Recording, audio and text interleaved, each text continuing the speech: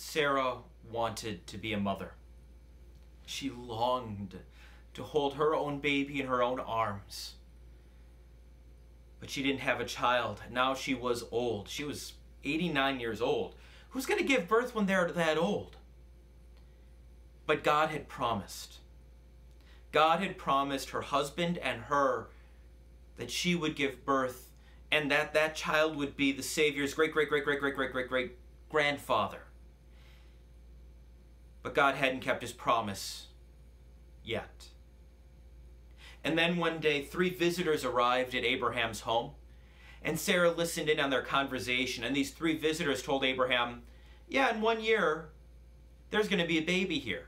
Your wife's going to give birth. And according to Genesis 18, this is Sarah's reaction. So Sarah laughed to herself as she thought, after I'm worn out and my master is old, will I now have this pleasure? She laughed at God's promise. And yet, a year later, she held laughter in her arms. She named her new son Isaac, which means he laughs.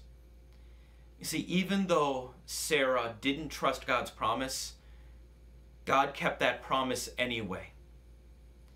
If you're a mother, maybe you despair that God would ever keep his promises to you, that he would ever love you. But I want you to know, he does. He doesn't break his promises, no matter what. He loves you dearly. And just like he loved Sarah and kept his promise to her, he keeps all his promises to you. You are dear to him. He loves you so much that he died for you so that you could be with him forever in heaven.